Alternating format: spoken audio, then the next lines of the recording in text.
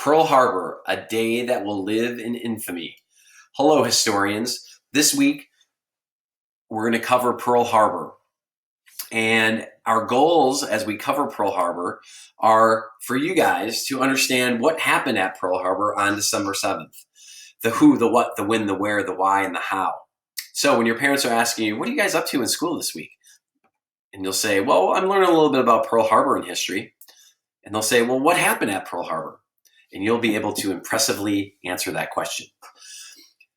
The second thing you're going to learn is how the United States responded to the attack. And then the third is how different people with different roles responded to this crisis. A little bit more of the human side of these events. So first thing is you're going to watch this video on Encyclopedia Britannica. It's about 7 minutes that provides a great overview of Pearl Harbor. So make sure you watch it. 7 minutes, quality history. Before the attacks on Pearl Harbor, Admiral Yamamoto said, we should do our best to decide the fate of the war on the very first day. So the Japanese were looking for a knockout punch on the first day. And that knockout punch was going to happen at the United States Naval Base at Pearl Harbor. And here's Pearl Harbor.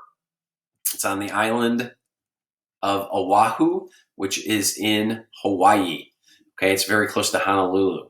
So the first attack starts at about 7:40, and these planes hit Pearl Harbor at around 8, and then the second wave hits Pearl Harbor around 9. Again, these are bombers, torpedoes, planes, and dive bombers.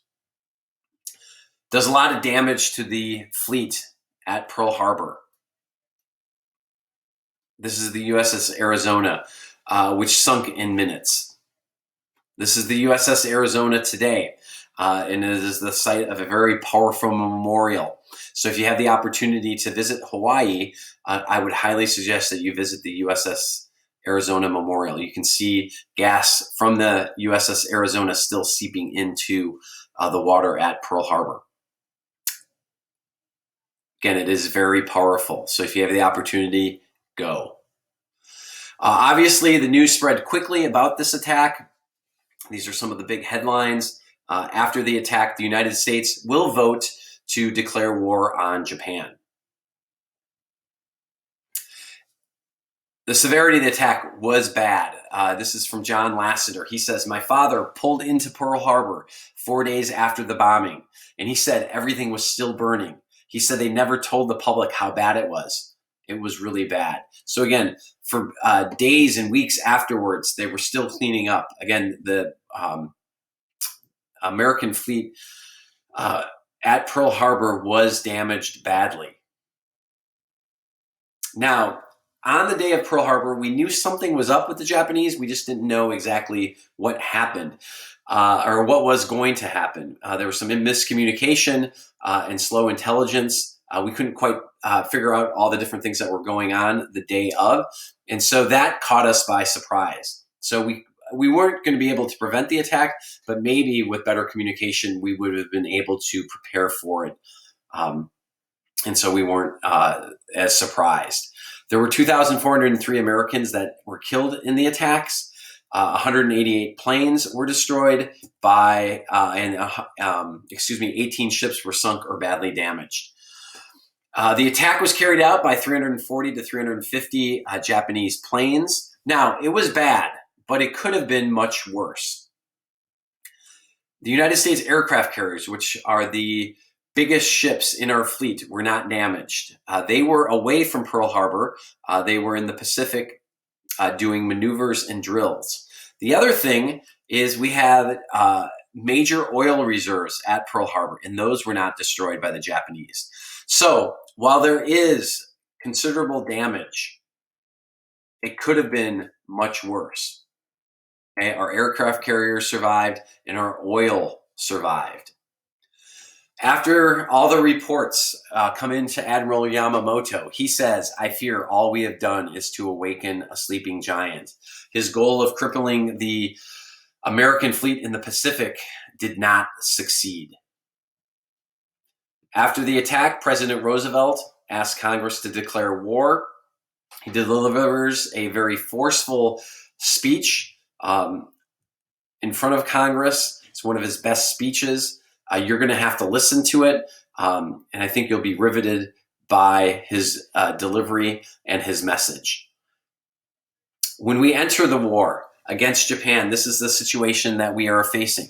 So on the day that the Japanese attacked Pearl Harbor, they also attacked American bases in the Philippines and at Wake Island and at Midway Island and at other places in the Pacific. So it was not only Pearl Harbor that was attacked, but it was all the U.S. bases in the Pacific. So things are not looking real good in the Pacific for the United States.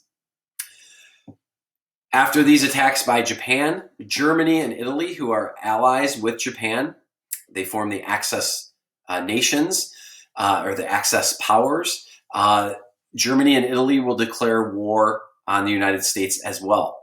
And so when the United States, after Pearl Harbor, suddenly finds itself not only in war against the Japanese, but we're also at war against the Germans and the Italians. And this is what it looks like in Europe. So Pacific, Europe, it's not looking good as the United States enters the war at the beginning of 1942. So with Pearl Harbor, what we're hoping for you guys to do and for you guys to process, the first thing is challenge number one. You're going to do a little creative writing. You're going to create a Google Doc. You'll eventually post it on Canvas once you're done writing it. You're going to summarize the who, what, when, where, why, and how of Pearl Harbor.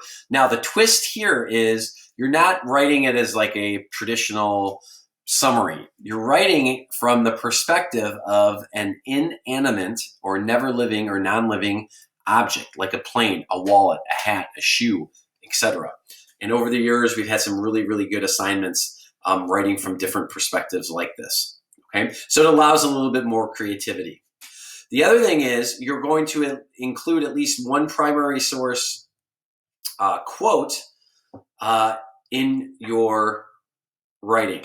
So you're going over the who, what, when, where, why, and how of Pearl Harbor from the perspective of a non-living object, an inanimate object. Again, plane, wallet, shoe, hat, etc.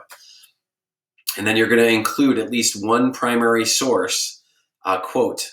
So you're going to have to look at the different primary sources that are posted on Canvas and use a quote from that. Okay? So that's challenge number one.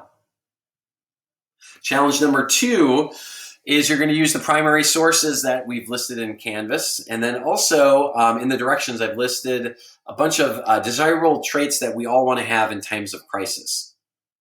And then what you're going to do is you're going to pick at least 3 different sources and then determine which character traits were on display.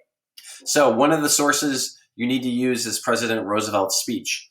The other 2 are of your choice. So for example, you're looking at the different sources, you're looking at the different traits, and as you go through Nurse Ruth Erickson's account, you'll say that, oh man, she demonstrated a lot of composure.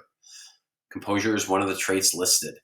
Then you're going to pick a quote from her account that shows she acted with composure. Okay? And you're going to post all of this to Flipgrid. So it's going to be an audio recording. Okay? And so again, we're learning about how people respond to these events and then the traits that they show, because these are regular people like you and me that just come up big during this crisis. Some of the primary sources to choose from, you're going to hear about Grace Tully. She was a secretary in the White House working for President Roosevelt. Mitsuo Fuchida, he's a Japanese pilot. E.C. Nightingale, he was aboard the USS Arizona. He's one of the few survivors of that ship I showed you earlier. You'll hear about him. And then there's a bunch of others that we've posted as well. And you'll find out that these people demonstrated some real strong character traits. Okay. When the war starts, the American government goes to the people and says, this is a fight between a free world and a slave world. And so we hope that as you learn a little bit about Pearl Harbor. We're going to go back to the beginning. That you, by the end of this, that you'll understand what happened at Pearl Harbor, how the United States responds, and then how people with different roles responded to the crisis. Okay, again, the directions are posted on Canvas, and they are also here. These are a shorter view of the directions, but make sure you take a look at these. Okay, so a little bit of creative writing and a little bit of Flipgrid. Okay, if you have any questions about these assignments, if you're in fifth, seventh, or eighth, I will see you guys on Wednesday. If you're in first or third, you can email or visit the office hours on Friday. So we're looking forward to your responses, your creative writing, and then your Flipgrid responses about desirable traits and using the primary sources and showing how these people demonstrated those traits. So without further ado, if you want to get started on this assignment, you can. It's not due until Friday at 4. So you've got some time to work on it. Thanks, historians. And again, keep up the good work. If you have any questions, please let us know. Take care.